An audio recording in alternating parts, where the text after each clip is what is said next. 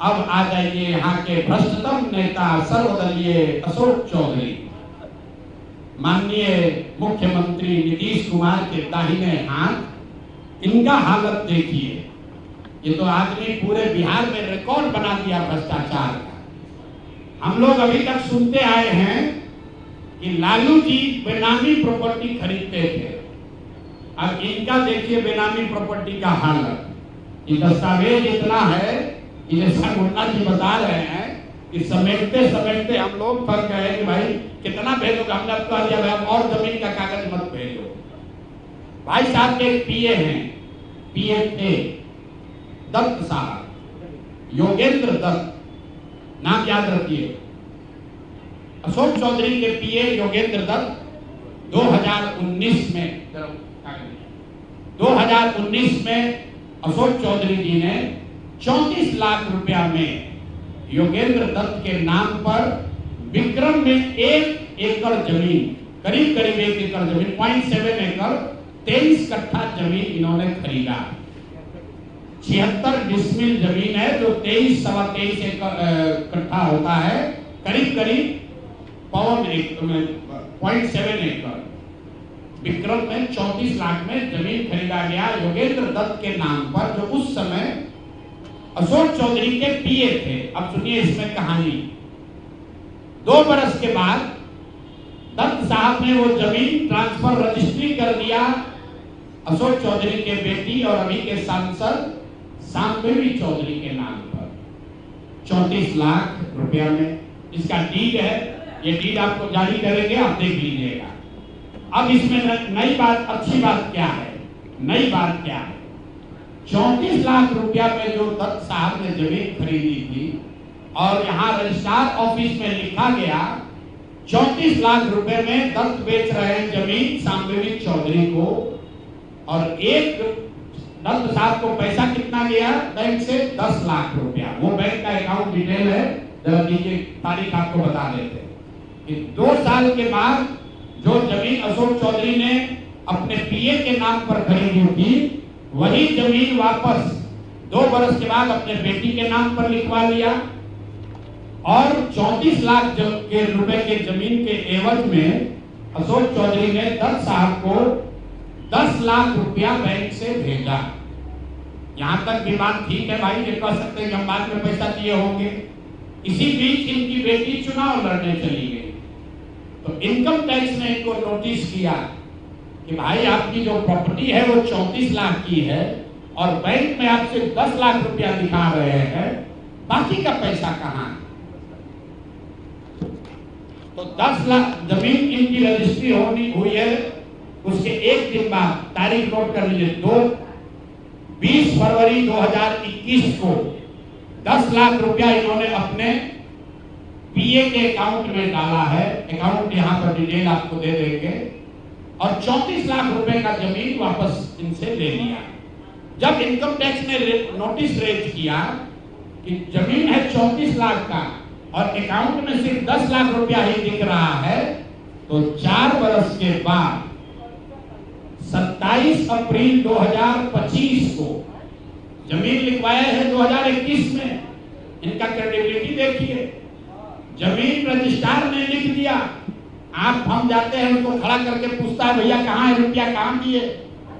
ये 19 में इन्होंने बेनामी जमीन खरीदी पीए के नाम पर, 21 में उस जमीन को वापस अपने बेटी के नाम पर लिखवाया। 10 लाख रुपया का ट्रांजैक्शन हुआ। जब इनकम टैक्स ने नोटिस रेज किया तो भाई साहब ने जान बचाने के लिए 27 अप्रैल 2025 को, मतलब बेटी के एमपी बनने के बाद 25 लाख रुपया दत्त को, मिस्टर दत्त को फिर इन्होंने बैंक से ट्रांसफर किया। तो मैं आपके जरिए अशोक चौधरी जी, जो अपने आप को महादेव का भक्त बताते हैं, हमको तो लक्ष्मी के ही भक्त ज्यादा दिखते हैं, महादेव के भक्त नहीं हैं, ये लक्ष्मी के भक्त हैं। अगर आपने 34 लाख रुपए की जमीन अपने पीए से अपने बेटी के नाम पर खरीदी तो उसका भुगतान क्यों नहीं किया? 10 लाख ही क्यों भुगतान किया? और अगर आप कहते हैं कि 10 लाख ही भुगतान तय हुआ था, तो फिर बाद में 25 लाख रुपया 3 बरस के बाद इनकम टैक्स के नोटिस आने के बाद क्यों दिया?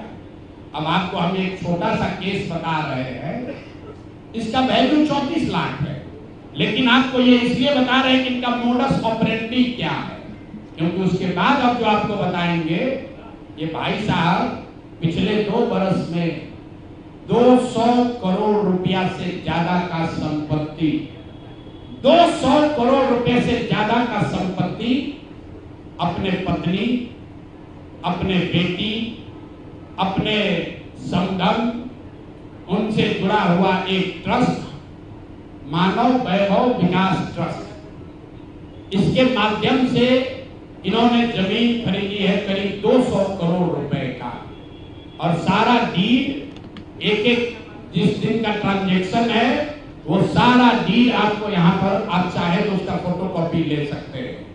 मैं एक बात क्लियर कर लूं, यहाँ जो मानव वैभव विकास ट्रस्ट है, हमारे पास उसके खिलाफ सबूत नहीं है। हम ये बता रहे हैं कि जब इनकी बेटी का एंगेजमेंट हुआ है, उसके बाद से अचानक से मानव विकास वैभव ट्रस्ट जो है, जो कुणाल साहब के परिवार से जुड़ा हुआ ट्रस्ट है, और उसमें यहाँ के बड़े कुछ पदाधिकारी भी हैं, जियालाल आर्य बहुत ईमानदार व्यक्ति हैं, वो भी ट्रस्टी हैं। तो मैं आपके जरिए उनसे भी आग्रह करूंगा कि सर, आप तो जीवन भर ईमानदारी के लिए आपका नाम हम लोग जानते हैं, ये बताएं कि आपके ये न्यास के माध्यम से सैकड़ों करोड़ रुपए की जमीन कहां से खरीदी जा रही है, ये पैसा कहां से आ रहा है, ये पैसा कहां से आ रहा है? क्योंकि इस ट्रस्ट के ट्रस्टी जो कुणाल साहब की पत्नी हैं, उनके बेटे हैं, इनमें और अशोक चौधरी के पत्नी के बीच में डेली का बैंकिंग ट्रांजैक्शन का रिकॉर्ड हम लोग के पास है। तो मैं अभी से इतना ही आपको बता रहा हूं कि पिछले 2 वर्षों में जब अशोक चौधरी की बेटी की सगाई हो गई, तो सगाई से शादी के बीच में 38 करोड़ रुपए की जमीन पटना में खरीदी गई है। टोटल 38 करोड़ 44 लाख 40 हजार इतने रुपए का तो चेक से पेमेंट हुआ है। चेक से पेमेंट हुआ है 38 करोड़ 44 लाख 40 हजार। 12/5/2022 को पहली जमीन ली गई 23 करोड़ 40 लाख 30 हजार में। 12/5/2022 को एक दूसरी जमीन ली गई जिसकी कीमत है 8 करोड़ 89 लाख 70 हजार। 8 दिन के बाद 20 मई 2022 को फिर एक तीसरी जमीन ली गई जिसका वैल्यू है 3 करोड़ 44 लाख 41 हजार। फिर 2 महीने के बाद 14 अप्रैल 2022 को जमीन खरीदी गई 7 करोड़ 20 लाख का। 4 दिन के बाद 18 जुलाई 2022 को जमीन खरीदा गया 15 करोड़ 50 लाख का। और ये सारी जमीन इंगेजमेंट और शादी के बीच के डेट है, उतना ही आपको बता रहे हैं। और ये सारी जमीन का मालिकाना हक अशोक चौधरी की पत्नी या सायन कुणाल, उनकी माताजी अनीता कुणाल या उनसे जुड़ा हुआ जो ट्रस्ट है उसके नाम पर है। तो भाई, जिस ट्रस्ट में 1 करोड़ की जमीन भी नहीं खरीदी जा रही थी, जैसे ही इनका बेटी से एंगेजमेंट हुआ, उस ट्रस्ट से सैकड़ों करोड़ रुपए की जमीन खरीदी जा रही है।